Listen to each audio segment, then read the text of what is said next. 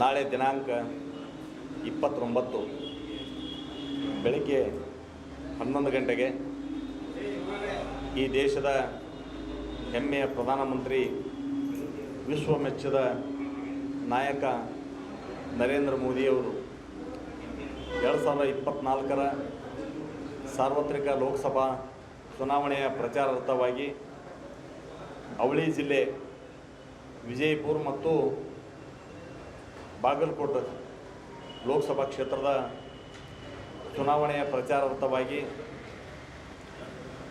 NDA ಪಕ್ಷದ ಅಭ್ಯರ್ಥಿಗಳಾದಂಥ ವಿಜಯಪುರ ಲೋಕಸಭಾ ಕ್ಷೇತ್ರದ ಅಭ್ಯರ್ಥಿಗಳಾದ ಸನ್ಮಾನ್ಯ ರಮೇಶ್ ಜಿಗಣಿ ಅವರು, ಬಾಗಲಕೋಟೆ ಲೋಕಸಭಾ ಕ್ಷೇತ್ರದ ಅಭ್ಯರ್ಥಿಗಳಾದ ಸನ್ಮಾನ್ಯ PC ಗದ್ದಿಗೌಡರ ಚುನಾವಣೆಯ ಪ್ರಚಾರಾರ್ಥವಾಗಿ ಬಾಗಲಕೋಟೆ ನಗರಕ್ಕೆ ಆಗಮಿಸ್ತಾ ಇದ್ದಾರೆ.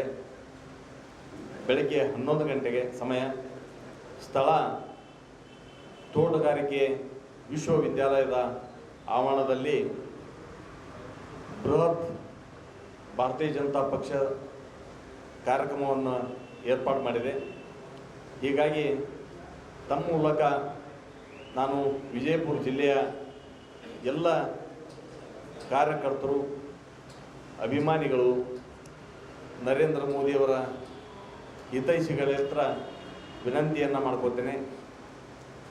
ಅತಿ ಹೆಚ್ಚಿನ ಸಂಖ್ಯೆಯಲ್ಲಿ ವಿಜಯಪುರ ಜಿಲ್ಲೆಯಿಂದ ಕಾರ್ಯಕ್ರಮಕ್ಕೆ ಆಗಮಿಸಿ ಯಶಸ್ವಿಗೊಳಿಸ್ಬೇಕಂತ ಹೇಳಿ ನಾನು ಮಾಧ್ಯಮದ ಸ್ನೇಹಿತರ ಮೂಲಕ ವಿನಂತಿಯನ್ನು ಮಾಡ್ಕೋತೇನೆ. ಬಂಧುಗಳೇ, ಈಗಾಗಲೇ ಚುನಾವಣೆಯ ಕಾವು ಏರಿದೆ.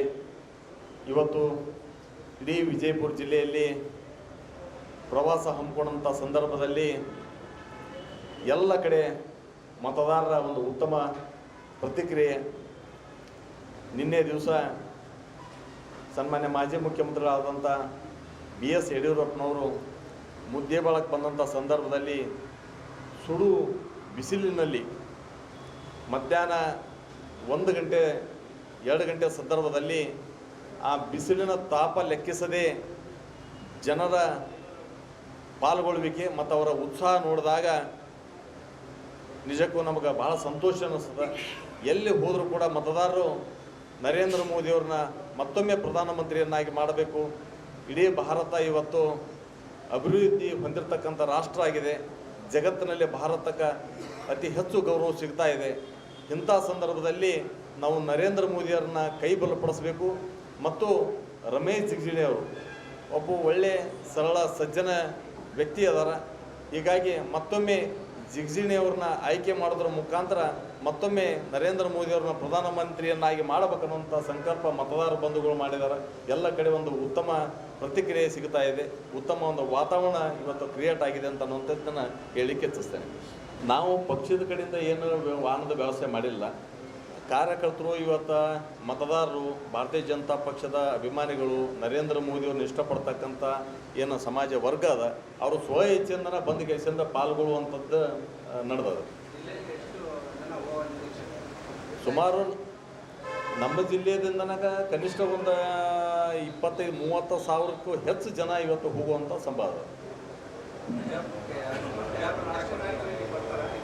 ಬರ್ತಾರೆ. ಇನ್ನೂ ಸಮಯ ಅದ, 5ನೇ ತಾರೀಕಿನವರೆಗೆ ಯಾರ್ಯಾರು ಬರ್ತಾರೆ ಅನ್ನೋಂಥದ್ದು ತಮಗೆ ಮತ್ತೆ ನಮ್ಗೆ TP ಬಂದ ತಕ್ಷಣ ತಮ್ಗೆ ತಿಳಿಸ್ತೀವಿ.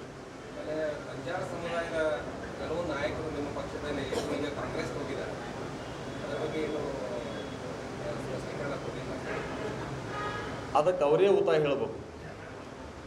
ಅವರು ಪಕ್ಷದಾಗ ಮುಂಚೆ ಅವರು ಬಾಗಲಕೋಟದಾಗಿದ್ದಾಗ ಅಲ್ಲಿನೂ ಕೂಡ ಹಿಂದೆ ವಿಧಾನ ಪರಿಷತ್ತಿನೊಳಗೆ ಬಂಡಾಯವೆದ್ದು ಸ್ಪರ್ಧಾ ಮಾಡಿದವು. ಅದಾದ ನಂತರ ಕೂಡ ಹಿಂದೆ ಆಗ್ಯದ. ಅದನ್ನು ಮುಂದೆ ತಪ್ಪಾಗಂಗಿಲ್ಲ. ನನ್ನ ಉದ್ದೇಶ ನರೇಂದ್ರ ಮೋದಿಯವರು ಪ್ರಧಾನಮಂತ್ರಿಯನ್ನಾಗಿ ಮಾಡುವಂಥದ್ದು ಅದ. ಹೀಗಾಗಿ ನನ್ನ ಪಕ್ಷಕ್ಕೆ ಜವಾಬ್ದಾರಿ ಕೊಡ್ರಿ, ನಾನು ಕೆಲಸ ಮಾಡ್ತೇನಂತ ನಮ್ಮ ಹತ್ರ ಬಂದಾಗ ಅವರಿಗೆ ಪ್ರಮುಖವಾಗಿ ಜವಾಬ್ದಾರಿ ಕೊಟ್ವಿ. ವೈದ್ಯಕೀಯ ಪ್ರಕೋಷ್ಠದ ಸಂಚಾಲಕರನ್ನಾಗಿ ಮಾಡಿದ್ದೀವಿ.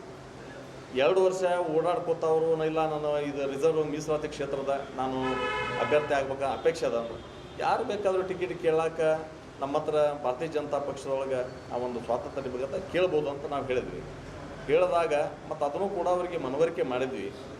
ಕೇಳಿದರು. ಅವರೆಲ್ಲ ಕಡೆ ಏನು ಹೇಳ್ಕೊಂಡು ಓಡಾಡಿದರು, ವಿಕಸಿತ ಭಾರತ, ನರೇಂದ್ರ ಮೋದಿಯವರ ಸಂಕಲ್ಪ ಏನದ ಆ ವಿಕಸಿತ ಭಾರತಕ್ಕಾಗಿ ನನ್ನ ತನು ಮನ ಧನ ಎಲ್ಲ ಬೇಯಿಸಿ ನನ್ನೆಲ್ಲ ಪರಿಶ್ರಮ ಹಾಕಿ ಮತ್ತೊಮ್ಮೆ ನರೇಂದ್ರ ಮೋದಿಯವರು ಪ್ರಧಾನಮಂತ್ರಿಯನ್ನಾಗಿ ಮಾಡ್ಬೇಕನ್ನುವಂಥ ಸಂಕಲ್ಪ ಅದನ್ನು ಆ ಕಾರಣಕ್ಕೆ ನಾನು ರಾಜಕಾರಣಕ್ಕೆ ಬಂದದ್ದು ಅಂತ ಅನ್ನೋಂಥದ್ದು ಹೇಳ್ಕೊಂಡು ಓಡಾಡಿದರು. ಅದರಲ್ಲಿ ಕೂಡ ಹಿಂದುತ್ವ ಅಂತ ಅನ್ನೋದಕ್ಕೆ ಪ್ರತಿಪಾದನೆ ಮಾಡಿದರು. ಈಗ ಟಿಕೆಟ್ ಸಿಗಲಿಲ್ಲ ಅಂತ ಅನ್ನೋ ಕಾರಣಕ್ಕೆ ಹಿಂದುತ್ವನೂ ಹೋಯಿತು, ವಿಕಸಿತ ಭಾರತ ಹೋಯಿತು, ಪ್ರಧಾನಮಂತ್ರಿಗಳು ನರೇಂದ್ರ ಮೋದಿಯವ್ರನ್ನ ಪ್ರಧಾನಮಂತ್ರಿಯನ್ನಾಗಿ ಮಾಡ್ಬೇಕನ್ನೋಂಥ ಸಂಕಲ್ಪವೂ ಎಲ್ಲ ಹೋಯಿತು. ಈಗ ಯಾವ ಕಾರಣಕ್ಕೆ ಕಾಂಗ್ರೆಸ್ಗೆ ಹೋಗಿವಿ ಅಂತ ಅನ್ನೋದು ಸ್ಪಷ್ಟೀಕರಣ ಅವ್ರು ಕೊಡ್ಬೇಕು.